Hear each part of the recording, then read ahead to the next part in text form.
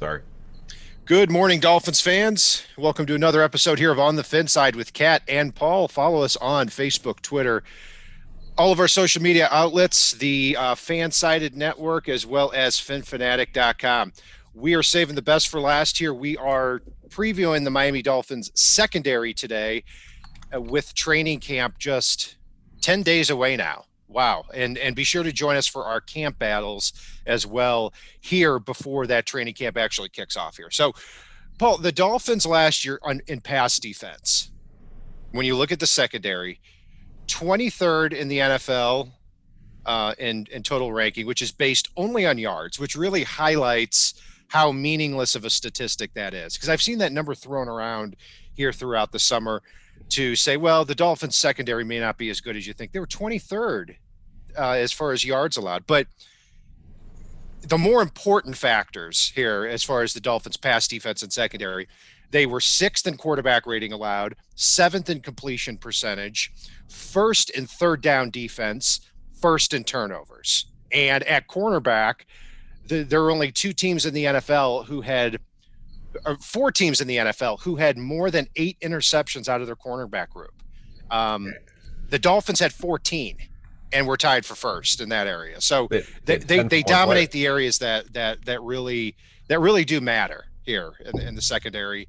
But part of that too is getting Xavier Howard back. It is. I mean, you mentioned the 14 interceptions. You can't mention those without Xavier Howard's 10. Right. I mean, he out-intercepted what? How many teams did you just say? Like, it's insane. 4 teams had more than 8 interceptions from the cornerbacks, just the cornerbacks. Mm-hmm. It was so the Dolphins had 14, the Patriots had 14, the Saints had 11, and I'm trying to find it. There was and the Colts had 11 out of their cornerback group. Not overall interceptions, but yeah. 10 of those were Xavier Howard. And it's insane what Howard's done here really over the last – since really the end of the 2017 season. So, let me ask you this, Paul. If things go from bad to worse, and I don't think they will with Xavier Howard, people like to reference – I'll get to that in a minute. But what would you be satisfied with in a trade if that were to happen? Aside from keeping X it would have to be a couple of first rounders, and I just don't see it happening. Yeah, I'm with you on that. I'm with you. Maybe I might be able to get my head around a first and a conditional second that could turn into a first if somebody's worried about his knee issues or anything else. But in all honesty, I don't want to do it. I mean, it's we talked about this a lot on our last episode. Talking about the defensive front. So we're going to touch on it here, talking about the DBs. But really, I'm okay with paying X up to $22 million a year. I mean, I hate the fact that they just redid his deal. He was advised against doing that. He did it, and now he's in this weird position. I mean, the Dolphins kind of hold all the cards here based on the way his contract is, based on the fines that would hit him, and really, the path of least resistance is to backload a contract at this point, especially since he's already shown that when that contract slides down, he's going to get upset that he's not the highest paid. So have it ramp up so at least it's him looking forward to being one of the higher paid corners on the team. But I got news for you. There's a possibility he may not be at the end of that contract either.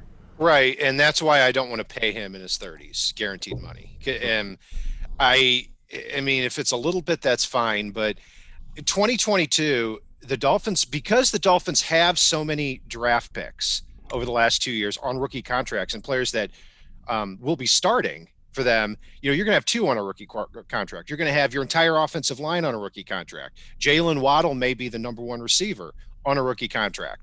That allows you in 2022 and 2023 to give him a little bit more money. And yeah, I go back to to me, bozo argument of it sets a bad precedent. No, Xavier Howard was a defensive MVP finalist last year.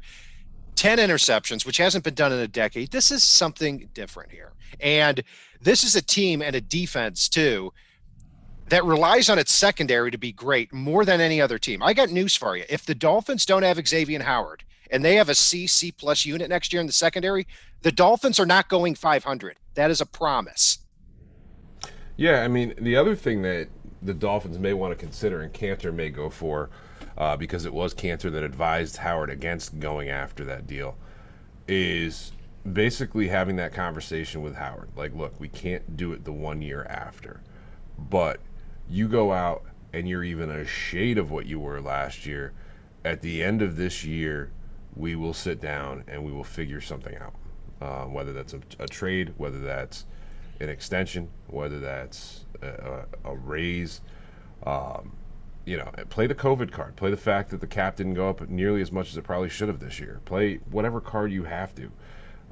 But kind of basically say, look, we don't want to set a precedent. I know it's a little different, but at the same time, like you just pointed out with the 10 interceptions, that's a precedent I'd love for them to set. Like, hey, you go out and you get 10 interceptions, players, we will reward you, because I'm fine with giving anybody a raise that gets 10 interceptions in a season. Right. Well, going back to what you said there, I think we're way past the point here where it's like, hey, X, we're going to pay you after the year, because he's not going to fall for that, because in 2022, he's going to be 29. And then I really don't want to extend his contract. So, that's where it comes down to, it's just two ways about it. Is number one, I think it's a bad situation where Howard probably could have gotten more money when he was extended in 2019, but he didn't. And then, now he's taken that upfront guaranteed money and he's acting like that never happened in 2021.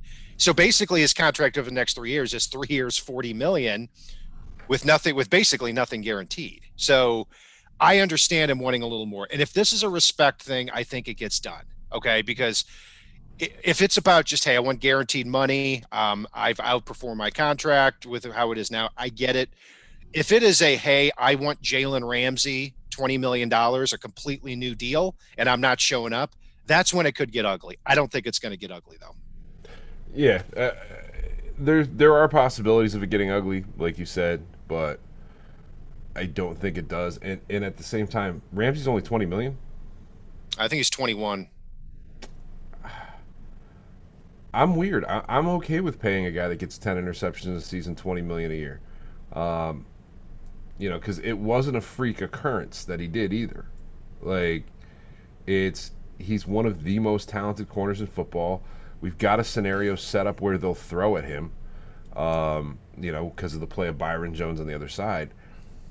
And I'd be okay with $20 million a year, especially with so many guys on rookie deals, and the fact that the cap's going to increase exponentially with the way that the new deals are set up for the extra games, the extra playoff games, the increased TV revenue, things like that. The cap is going to go up a lot and quickly. Right. I would 10 interceptions a year is difficult. I don't expect him. The odds of him playing 16 or 17 games next year and getting 10 picks are not high, but no. The odds are extremely high that if he stays on the field, he's going to get a lot of them. I mean, this is definitely a pattern. You look at going back to I'm trying to do some quick math here.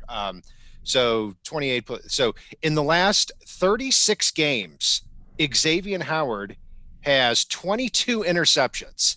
That is insane. And I'll even go a step further with that. On deep passes, balls traveling over 30 yards, he has not allowed a deep touchdown in 3 years since 2017. That's also insane. When the ball travels in the air, I believe it's 30 plus yards. It might be 40 plus yards. He has had, of the deep passes thrown to him, on 35 deep balls, he has allowed 4 of them to be caught, and he has intercepted 7 himself. He is coming down with the ball on deep passes more than the receiver he's covering with his back to the ball. And it just makes me laugh when people say, oh, I'd take a first rounder for him. Why? So you can turn around and do more mock draft machines next year? Give me a break. This is a great football player. And if the Dolphins are going to be great over the next 2 years, Xavier Howard has to be part of that, period. Yeah, and one thing too, and I know I brought this up before, and it's been a while, that always fascinates me with Xavier Howard is you see a lot of these great corners stick to their guy, like just stick to him. You watch Xavier Howard, especially on a lot of these short routes, you'll see him actually intentionally separate from the receiver, knowing his speed, knowing their speed, and knowing how far he can drop back, make the receiver look open, and cut the route, which is insane to me. It's a gamble, but it's a gamble where I haven't seen him lose it yet. And it's a pretty cool thing because he does something the other corners don't. He makes the receiver look open. He makes the quarterback's eyes get wide and go, ooh, him, and chuck the ball. And next thing you know, he's going the other way. Absolutely. That's a great observation. And it's a rare skill set today in the NFL. Not just rare. It's a skill set I've never seen be used effectively. Like, not rare, like unique is what I would say. I've seen guys give space. You're not really sure if it's intentionally. They're not able to make up the ground. Or you see them just take insane chances trying to jump a route. But I've never seen it be so reliably and planned effective. Yeah. Kiko Alonso tried to do that at the linebackers. That requires a lot of thought, and I'm not sure Kiko was there. Kiko would try to make the guy look open, and oh no, never mind, he was actually open. So, but he made him open. But yeah, even at the safety spot, Rashad Jones, who I'm sorry, Dolphins fans, I consider the most overrated Dolphin in Dolphins history, who should not have been extended by Mike Tannenbaum. That was a stupid thing to do. I thought he was a very hit and miss player. Yeah, he'd come up with some big plays. He'd have some big hits, but I always said for every big play he makes, he lets up 3 more. Xavier Howard's not that way. He makes the plays and doesn't let them up, which is just unusual. And yeah, opposite of him, Paul, Byron Jones, I think is really, even with the contract he got, I think he's the most underrated Dolphin we've got here because, PFF rated him 40th out of 80 cornerbacks last year who played 50% of defensive snaps. And I just don't see that. I believe Byron Jones, having him opposite Xavier Howard and them being healthy all year, except for, 1 or 2 games with Byron Jones being out, that's what made the Dolphins defense what it was. They were able to lock down both sides of the field. We've got to get that back. And if Noah Igbenogany does take a step up here, I've heard great things about him coming out of OTAs. Yeah, I mean, that's a phenomenal trio.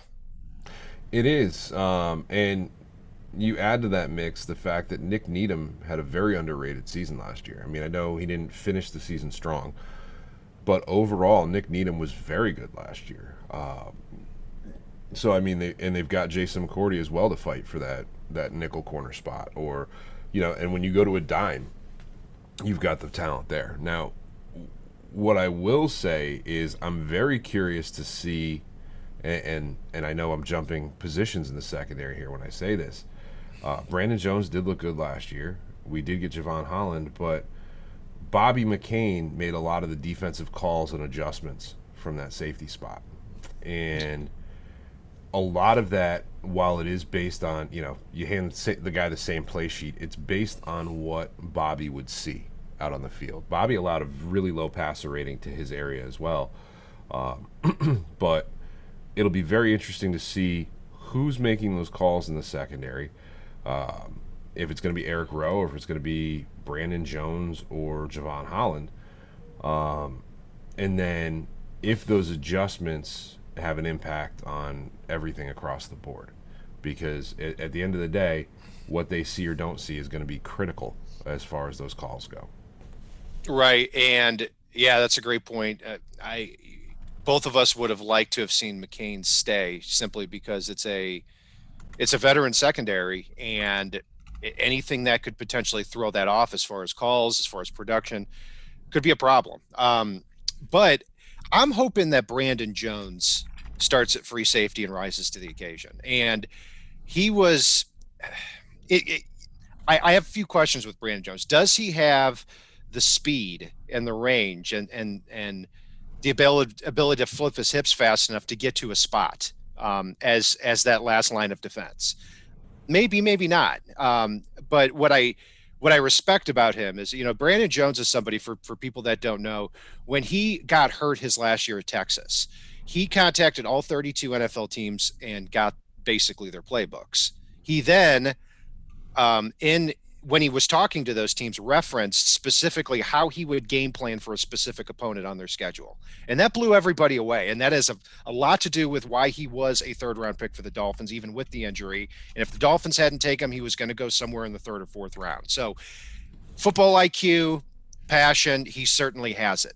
And when you look at Bobby McCain, Bobby McCain didn't have a lot of range at the free safety spot, but he was instinctive and he made it work. Brandon Jones needs to get to that point too. Yeah, I mean, it's you look at McCain last year, and the example I go back to all the time is that Chiefs game. With Bobby McCain on the field and the help that he gave over the top, and you name it, Tyreek Hill did his damage in the plays where Bobby McCain was on the sidelines. Outside of Bobby McCain being on the side, there was a reverse, I believe. Yep. And then there was the deep pass over the top where Clayton Fedulum was, counting on his hands how many downs there were left until he was going to be back out there again on special teams, so he didn't even look. And Tyreek roasted over the top where there should have been help.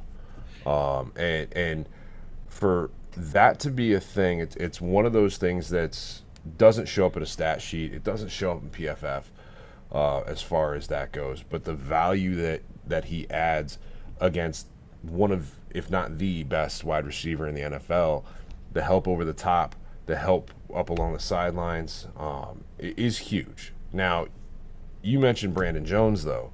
One of the things that's intriguing to me, and I didn't realize this till I was setting up for this show, is in very limited action last year, I remember seeing Brandon Jones make a lot of impact plays, some of which show in a stat sheet, some of which don't. I didn't realize he was fourth on the team in tackles with 62 tackles.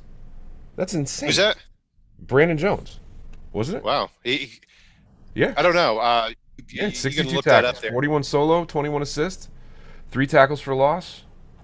Wow. The quarterback hit because he was only out on the field for I think right around 310 plays or so. So he was on the field 30% of the time, and he did that. And he had a pancake block that allowed a touchdown. Oh yeah, that's right. And Bill in our chat said you guys are very short-sighted if you're up for a multi-year $20 million contract for Xavier Howard. No, we're not. This is what happens when you're an A-plus football player. They get paid and they're expensive. You don't trade them for the possibility to maybe, but probably not, get an A-plus player in a few years. That's No, absolutely not. I couldn't disagree more. Let's go back to the free safety spot. Javon Holland and Brandon Jones. I'd be interested to see if that emerges into a competition at the free safety spot, because I've heard great things about Javon Holland's high football IQ. He's still going to come into the NFL as a rookie. And I'm really hoping Brandon Jones wins that job. And then Javon Holland takes over Brandon Jones' spot really as that third safety. Brandon Jones is able to play in that nickelback role as that big third safety. And that's where I hope that he is. Holland had, in his final 2 years at Oregon, had 9 interceptions. So was one of the best playmakers there in college football in the last 2 years. So, and I think it's important there at the nickelback spot where Holland or Igbenogany have to really challenge to be that fifth defensive back over Nick Needham. Look, I think Nick Needham I call Needham a rosterable player. Okay. I don't want him out there for as many snaps as he has. Over the last 2 years, Nick Needham has played almost 1,400 defensive snaps out of 2,000. He's been on the field 65 to 70% of the time. So absolutely, you can do better than Nick Needham, but I still want him on the roster. I do too. It's now I want to go back to the safety spot though a little bit and talk a little about nickel as well. I'm looking at the nickel a little bit differently. My hope, and I'm going to throw a bold prediction down on this, is by week 5 at the latest, if not the start of the year, Brandon Jones and Javon Holland are going to be starting in the secondary at safety, and Eric Rowe is going to be battling with Igbenogany, Nick Needham, and McCourty for that nickel corner spot, and be the backup safety as well. It's possible, and I think that's, if it doesn't happen this year, then that's really the vision in 2022 and beyond there, because Eric Rowe's 29, I believe. He'll be 30 next year in 2022. So the vision is Brandon Jones and Javon Holland as your starting safeties, and that could be a heck of a duo back there. Eric Rowe too he's still a really good football player. We up until the last 5 weeks of the season, we called him the tight end eraser. Well, now we call him the tight end eraser unless he's playing Travis Kelce or Darren Waller, which Travis Kelce, as he said this week. Yeah. Oh yeah, that's right. Travis Kelce. No, sorry. It's too late for that. You're 32. You should have made that correction. I don't know, a decade ago when you were at Cincinnati. Yeah. And you have a brother who's probably going to be a Hall of Famer too. No, you're Travis Kelce and Jason Kelce. End of story. Eric Rowe, I'm sorry, go ahead. No, one thing I want to just go back to with that safety competition, and it's something I know a lot of our listeners have heard me say at other positions before, is if it is close, if it's even close competition-wise between Eric Rowe and Javon Holland, Holland gets the nod. It's because you know who Eric Rowe is. He's only going to get incrementally better if he even does. And Javon Holland has huge upside as far as that goes. So if it's anywhere close, that's where the rookie wins out. That's where the young guy wins out and gets that shot, because right now it's close, and that's without a snap at the NFL level at this point. And if that happens, you will see Eric Rowe unseated. And I love the fact that Chance Parchman brought up Trill Williams in our chat. I know we're going to be talking about him a little bit. Yeah, a little bit. I agree with what you said, where Holland's going to get the nod over Eric Rowe, but I don't think it's a competition yet. If Holland would have to play absolutely lights out in training camp for it to be a competition. And I don't think that's going to happen yet. But I do think that as the season wears on, and definitely after the season, you're going to start to see Javon Holland take over that role more. And, in the meantime, like we just said with Brandon Jones, if you're the third safety, you can be on the field as that sixth defensive back, 30-35% of defensive snaps as you evolve into that role. This is a heavy defensive back secondary. That's why as the Dolphins are playing in this man coverage, they play more man coverage than just about any other team in the league. That's why the secondary has to be an A.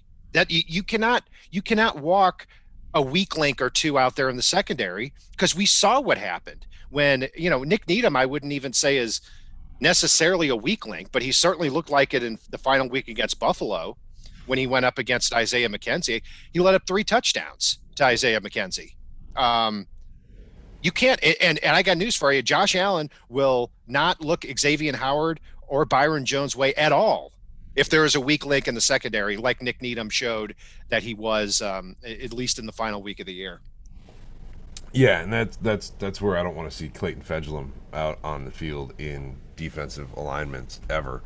I'd rather put, a Landon Roberts with an injury back there at safety than. Well, that's exactly right. You've got Pro Bowl caliber players out there against the Chiefs, and who do they pick on? They pick on Clayton Fedulum. Just like they, a couple years ago, they'd pick on Bakari Rambo. Mm-hmm. Just like they'd pick on, what was his name? RJ McClain a few years ago. I still have nightmares about Jerry Wilson from 20 years ago, where in the Monday Night Miracle game, you've got Patrick Surtain and Sam Madison locking down their sides of the field, and Testaverde's just dumping the ball off to wherever Jerry Wilson is on every play. It is easy to find the weak link in the secondary, and in this division, the Josh Allens are going to find them. So, and the Bills' offensive coordinators are too. Just like they ran the ball down Calvin Munson's throat in that final week of the season. On third downs, you see people go straight at where Landon Roberts is and use a jump cut to watch him guess in the wrong hole.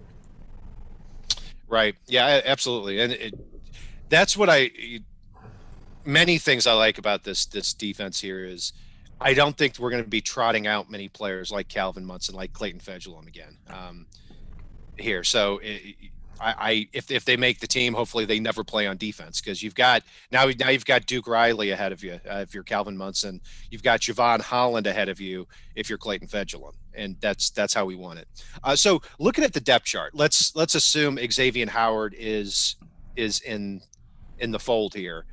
I see 7 locks: Xavier Howard, Brandon Jones, Eric Rowe, Byron Jones as your starting 4. Obviously, that could change at free safety. Javon Holland, Noah Igbenogany, and then I've got to say Nick Needham is still a lock, because Nick Needham can play a lot of special teams. Again, almost 1,400 snaps here over the last 2 years, still on a rookie contract, doesn't make a lot of money. He's a lock to me as a 7th defensive back. Any disagreements there? No, not really. I mean, I probably wouldn't put Needham as a lock, but I'd put him in the high 80% for making the roster. Gotcha. Yeah, I'd put it even a little higher than that, but I hear you there. Then after that, let's assume that those top 7 guys do it. Then it becomes an interesting competition there, because, I don't know. To me, the competition I'm looking for as far as depth is Justin Coleman against Jason McCourty. Both free agent signings. Justin Coleman back in 2019 with the Lions actually played more snaps than any other player on defense. So he's got a lot of experience there. And I liked Coleman when he was back with the Seahawks. And he was somebody I really targeted when he signed with the Lions. And he didn't play all that well with the Lions, but nobody did. I mean, they draft Jeff Okudah 3rd overall. The guy looks like he's never played football before. Devontae Adams was mocking the Lions defense. I knew it was going to happen every play. I knew exactly what play they were going to run based on how they lined up. So didn't put Coleman in a very advantageous position. So I think it would be a really good sign if Jason McCourty came in here during training camp, got some reps, worked with the young guys like Noah Igbenogany and Javon Holland, but didn't actually make the roster, because it would show that these young players on the bottom of that depth chart are really rising up. Yeah, no, I'm intrigued by Jaylen Askew actually as being the guy that could unseat Javon Holland, or not Javon, Jesus Christ, Clayton Fedulum. Jaylen Askew doesn't have huge value as a corner. He's small. He's quick as all hell. I can't remember what his exact 40 time was. I was trying to take a peek here. But he was a great special teamer. I think he was one of their special teams captains at Georgia Tech. And he could sneak onto that roster as a much cheaper option to Fedulum as far as that goes. And then looking at it as well, I like Trill Williams to potentially make a roster spot here. I know we talked about that. I think this is the year we lose Jamal Perry, Wiltz, Smith, Fredericks, whatever his name is this year. Keep dreaming, kid. Yeah, but look, I would keep Nick Needham over him as far as that goes. And with some of the young talent we've got, the fact that, if we keep Clayton Fedulum, we may end up unseating a corner to do so. I mean, it's very interesting as far as that goes. I think Nate Holley's out, Terrell Bonds is out, Tino Ellis is out. Just taking a peek here. And they cut Brian Cole the other day, so he's out. Yeah. But looking at that, if I could stick right there, Paul, Jamal, I think it's going to be, you've got those top 7 locks, and then I think it's going to be a 3-way competition with Justin Coleman, Jason McCourty, and Jamal Perry. And out of those 3, I would say maybe 2 make the roster, and 1 gets cut. And then at safety, with Clayton Fedulum, I mean, if somebody shows much better positional value at the free safety spot, then I think Fedulum could go. Nate Holley has bounced from the active roster to the practice squad all last season. He's somebody that I think is his biggest competition there, because he can play special teams, obviously, but may be able to offer more on defense. Jaylen Askew, like you said, that's a great observation there. I didn't know that about his special teams ability there at Georgia Tech. Same thing. Javaris Davis too was on the Dolphins practice squad last year after being released from the Chiefs. Vontae Davis's cousin, actually, and he's somebody that I remember last year and 20, before the 2020 draft.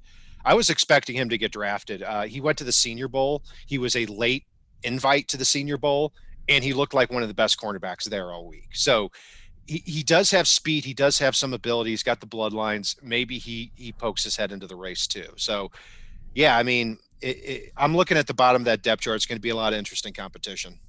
Yeah, and I'm glad you brought up Javaris Davis. He's a guy that I know we both were intrigued by going into the draft as a late rounder, and really, if he can win something out with that nickel spot. I mean, he's coming in with a leg up. He understands the defense already, so it'd be interesting to see where he's at with that. But yeah, no, like this secondary is going to look better no matter who we line up this year as well, and it's something we brought up in the last episode. Given the fact that we should have a better pass rush this year with Van Ginkel getting more snaps, with Jalen Phillips now in the fold, I think Zach Sealer's going to get more snaps, getting that push up the middle there with Raekwon Davis, and you've still got Emmanuel Ogbah out there, so there's going to be a pass rush. And that's going to allow the defensive backs to thrive because the less time that they have to cover, the better their coverage is going to be. Right. And to piggyback on that, that's why it's so important to have Xavier Howard in the fold. Because when you look at this defense, if you have Howard there, all of the stars could align. And what I mean by that is we're not going to – I mean, Xavier Howard's 28. Byron Jones will be 29 this year, I believe. So in 2 years, when Howard and Jones are in their 30s, we're probably having a different conversation about them. And so if you can get Noah Igbenogany to break out this year, and the reports are true, and he's a much better player this year, and he's your third cornerback, and you have Howard and Jones still in their prime, this is the year to have that, because things are going to be different in 2 years. And then at pass rush, Emmanuel Ogbah is going to be a free agent after the year. He's either going to, go somewhere else, he's going to be here with the Dolphins where he's re-signed for a lot of money. And you've got him on a reasonable contract now, Ogbah, and then you've got Jalen Phillips on the other side as a rookie, and Andrew Van Ginkel for the pass rush. So you might be able to really get to the quarterback just with 4 guys, but then blitz when you want to, and have the secondary to lock down opposing receivers. So you could see, a top 5 Dolphins defense again here this year. You absolutely could, and it's all going to come down to injuries. It's going to come down to X's contract, but I think Miami's going to put a lot of points on the board. They're going to force teams into situations where they have to throw. You look at the wide receiver room, you look at the tight end room, and putting points on the board forces other teams to throw the ball. I'll never forget. I think it was 8 or 10 years ago. I hated whenever a Raiders game came on because I had to listen to these analysts talk about the fact that their pass defense was phenomenal. And the real reasoning behind that wasn't the personnel. It wasn't their pass defense itself. It was the fact that they were down by 4 scores by a halftime, and teams weren't throwing the ball. It's like, yeah, wow, they're allowing the least amount of passing yards, but no one has to throw the damn ball. I think Miami's going to force teams to have to throw, which is going to allow guys like Ogbah, guys like Jalen Phillips, guys like Andrew Van Ginkel to pin their ears back on some downs and really put the secondary in an even more advantageous position, which is why I'd be willing to, I keep talking about cutting Clayton Fedulum. The money you save there, you throw X's way, and we're good. It's just like... Well, that's just it. If it's about respect and it's about, a handful of $1 million, then it's got to get done. It's too advantageous for both sides. And a lot of people have freaked out with Xavier Howard in that they've said that on his social media, he made some sort of something on his Instagram where he said, something along the lines of, you don't know what you have until it's gone, et cetera, et cetera. I'm not looking at that too strongly. And the reason is because in 2019, he took all of his Dolphins stuff off Instagram, which to me was a stronger message at the time. And lo and behold, a month later, he signed a 5-year contract with the Dolphins. Okay. He is using social media to leverage his position in today's world. He can do that, and he will do that. But I'm not alarmed by that, at least not yet. Yeah, and one other good thing I'll say too, like I know a lot of folks get worried whenever a Dolphins player signs David Cantor as their agent. One thing I like about David Cantor is if he does somehow get this deal done for X, he's also not afraid to look the guy in the face and say, if X comes to him next year and goes, "Hey, let's renegotiate again," he's not afraid to look at a player in the face and say, "I love you. We can't do that."